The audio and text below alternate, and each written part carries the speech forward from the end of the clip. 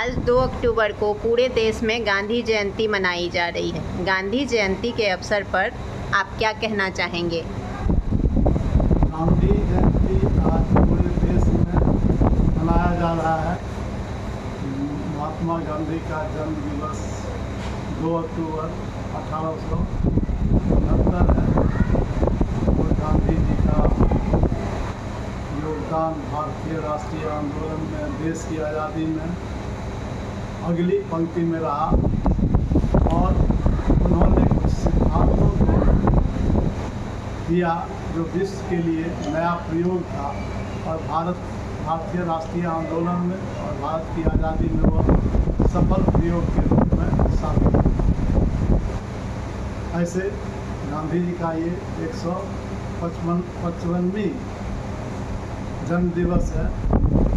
आज पूरा देश ही नहीं, पूरी दुनिया आज उनके इस अवसर पर जयंती के रूप में मना रहे हैं, उनके प्रति सम्मान व्यक्त कर रहे हैं, उनके आदर्शों की चर्चा कर रहे हैं, उनके विरासत के बारे में लोग चिंतन कर रहे हैं और यह पूरे दुनिया को ऐसा मंत्र दिया जो पूरे दुनिया को प्रभावित किया।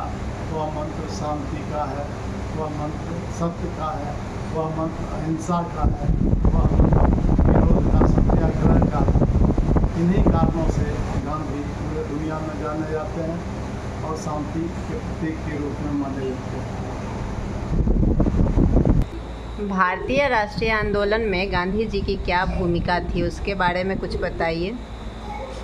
ऐसे भारत में अंग्रेज़ों के खिलाफ सबसे पहला विद्रोह 1857 में हुआ और वह पूरे देश में फैला, लेकिन अंग्रेज़ों की दमनात्मक कार्रवाई से वह आगे नहीं बढ़ सका। लेकिन उसी दिन से भारत के राष्ट्रीय आंदोलन की पृष्ठभूमि तैयार हुई और देश के अंदर किसानों का आंदोलन, मजदूरों का आंदोलन तेज होने लगा और इसके साथ साथ आदिवासियों का आंदोलन और जुर्म के खिलाफ विभिन्न स्तरों पर राष्ट्रीय आंदोलन स्वरूप पकड़ रहा।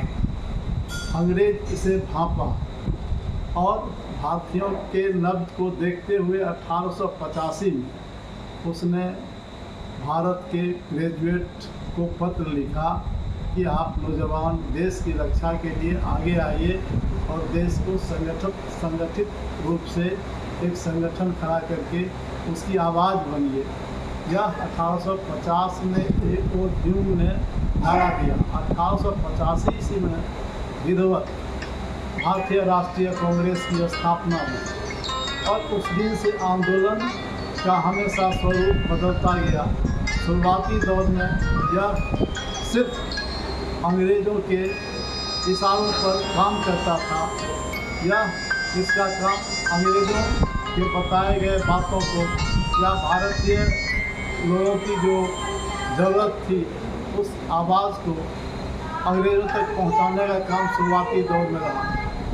धीरे धीरे राष्ट्रीय कांग्रेस में देश के बहुत सारे लोग जुड़ते गए, बहुत सारे विचार के लोग जुड़ते गए। बाद में चलकर यह 2 खेमों में बट गई।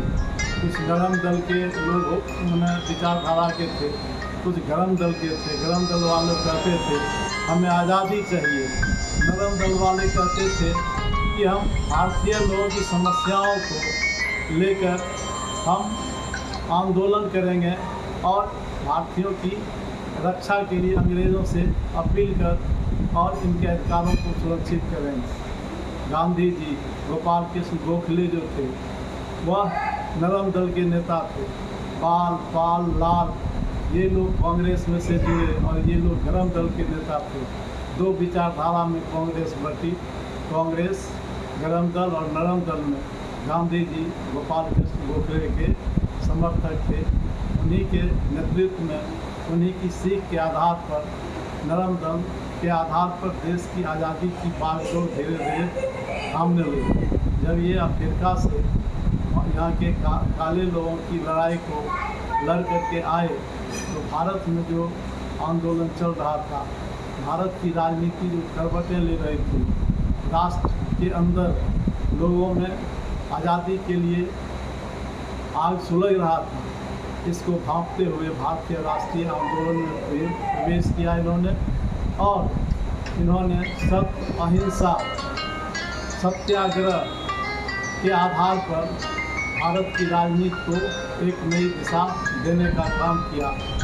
इस राजनीति के अंतर्गत जो शांति के पुजारी थे, जो सत्य के पुजारी थे, जो अहिंसा के पुजारी थे, जो सत्याग्रह के माध्यम से अपनी मांगों को रखना चाहते थे और अंग्रेज़ों से अपना हक प्राप्त करना चाहते थे, ऐसे सभी वर्ग के लोग गांधी जी के नेतृत्व में एकजुट हुआ और एकजुट होने के बाद राष्ट्रीय आंदोलन की गति तेज हुई।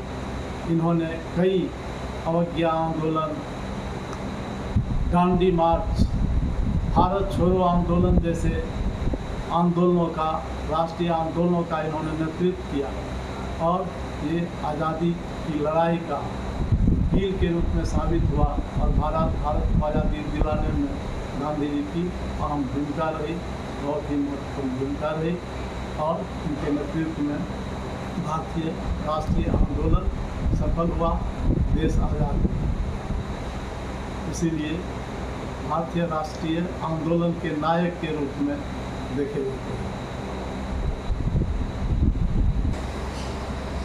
गांधी जयंती के अंतर्राष्ट्रीय महत्व के बारे में कुछ बताइए। गांधी जी का सिद्धांत जो